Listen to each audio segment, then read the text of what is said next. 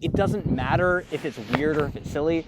If it fucking works, then it works, is what I say. What's up, guys? We're back again with another video in the windy mountaintop of Backbone Trail. Backbone Trail near LA. And we wanted to shoot into a video about your inner child.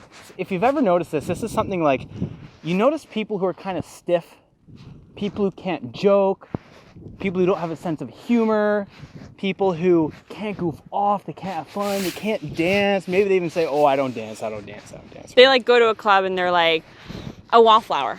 They're a wallflower, they're standing by the edge, oh, I'm too cool for this, right? They might even judge people who are like that, and they're like, those people are childish, immature, ridiculous looking, like they're too much.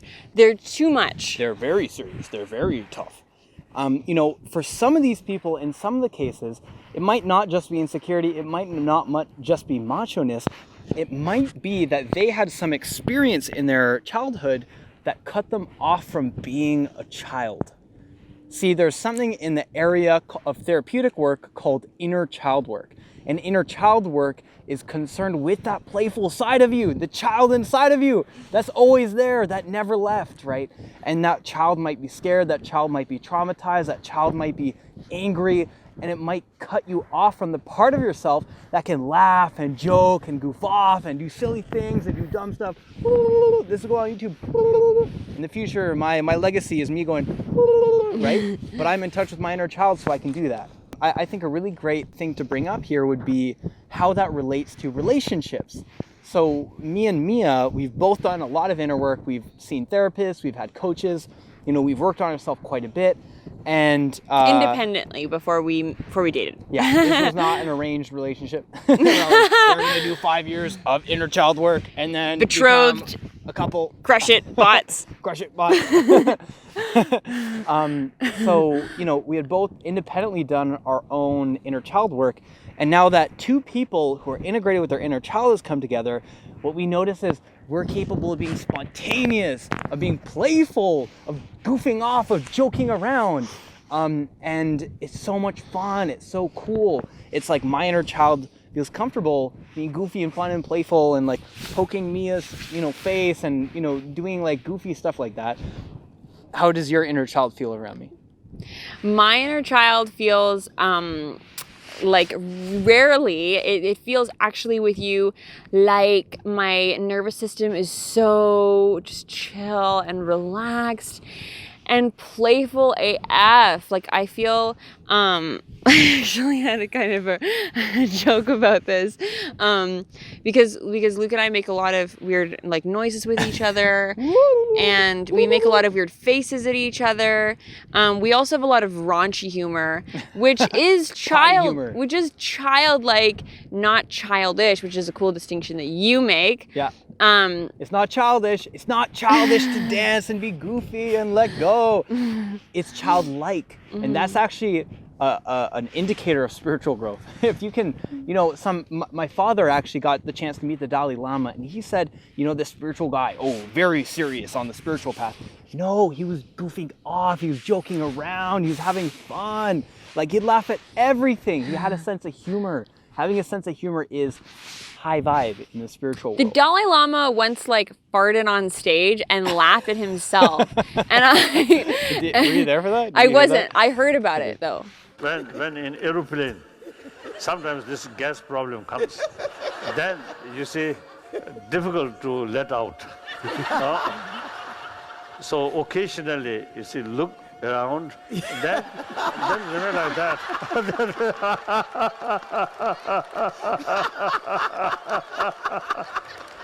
That's hilarious. Yeah, see, I would be like, oh my God. Yeah, my inner child is freaked out about that, right? See, his inner child isn't, he's healed those wounds. He's healed. And he's like an enlightened mofo. Like he gives no fucks. Yeah, so, inner child work, I'd recommend a book, Homecoming by John Bradshaw. Ooh. Very, very powerful, takes you through the different steps. If you aren't sure sort of what might be going on, but something feels off in your life, inner child work is a great area to explore. I'd highly recommend it. that book was helpful for me for understanding the different stages of childhood and how you can have hang-ups at different ones and go through meditations of healing them. Now, I can speak to my experience of inner child work.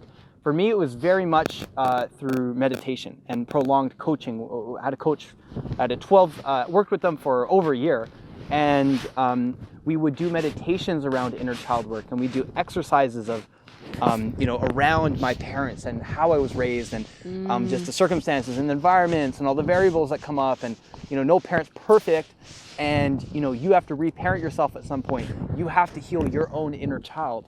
And it was at some point when I realized that I could be there for myself. I could be there for my inner child. There was a key moment, actually. I'd gone to an art gallery, the LA County Museum of Art, called LACMA in LA. And what happened was there was a show by Nara. And in fact, I'll put it up on the screen over here, lean towards me. We'll create some space. We'll put it up there. This artwork by Nara was very, very evocative of a hurt child, of a child in tears. pain. Yes, yeah. the tear. Yeah, totally. Just everything about the eyes was beautiful, and it really resonated with me weirdly.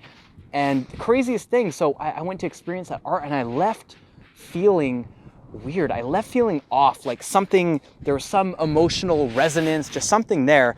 And what I decided to do when I got home was to do an inner child meditation. Now, there are certain meditations, they kind of guide you through a visualization of speaking to and encountering your inner child and certain events during your youth. And it's kind of silly, it's kind of weird, but it doesn't matter if it's weird or if it's silly. If it fucking works, then it works, is what I say. This woo-woo weird, like spiritual therapeutic stuff, peak state therapy, emotional freedom technique, tapping. I don't know if it works or not, but if it works, then it works, right? Yeah. So it works for you, it works. If it works for you, then it works, right? And some stuff didn't work for me, but this worked for me, and it might work for you. So after seeing and experiencing that art and being immersed in it, I went home and I did this inner child meditation, which I'll link below, and something just clicked, and I realized that I'm the only person who truly understands how I felt at the time. I imagined myself at the time, like in certain experiences in my youth where I felt hurt, but I didn't feel like I could share it with anyone. I didn't have the communication skills. I didn't have the resources, and my parents weren't, they were telepaths. They couldn't read my mind and understand that I was going through something. And the change was, I realized I understand myself fully. I know how it was. And there's an instinct that we have to be witnessed, to be understood. And I realized I can understand my inner child. And just when that clicked, I just started crying. It was so cathartic. It was beautiful. I felt amazing. I was crying and I felt amazing. It was beautiful tears. And I let out all this like pain and hurt that I'd felt in certain experiences during my youth. And over the time of having experiences like this, cathartic releases of the pain of youth that we all go through, right? We all go through growing pains. That it helped me be goofy. It helped me be childlike, right? Not childish. I'm a serious person. I have goals. I have ambitions. But I know that I'm going to have fun along the way. I'm going to be present along the way. It's going to be beautiful and amazing. And I'm not going to be one of those stiff, stuck-up guys who can't have fun, right? Who can't goof off and be silly, right? That's an important part of myself. And I'm glad to be integrated with that.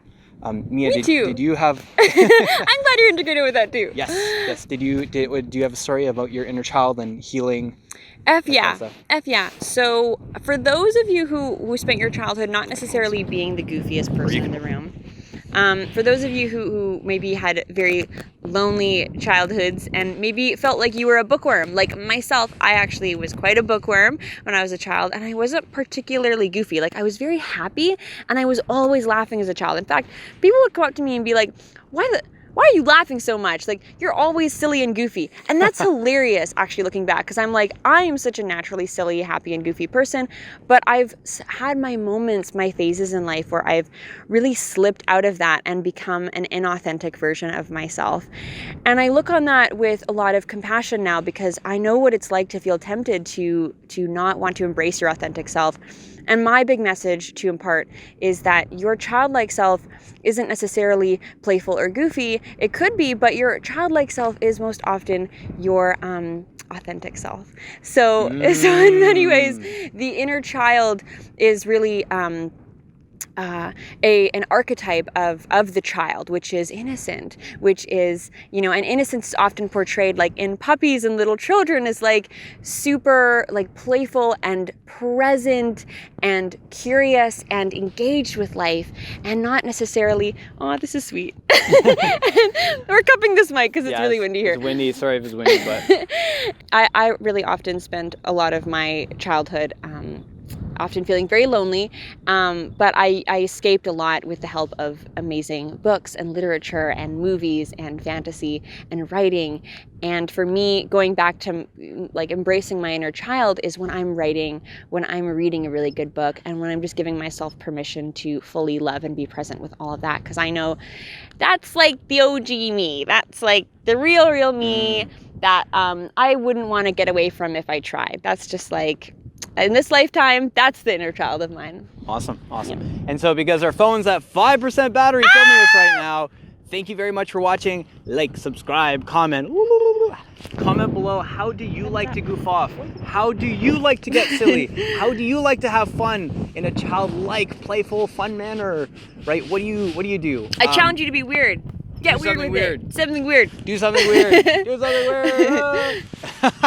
And yeah, and so thank you so much. There'll be more stuff like this. This is Luke and Mia on top of this beautiful view here. It's an amazing view.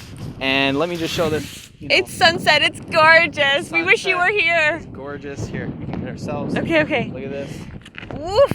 Beautiful shot. Having some fun. Goofing off.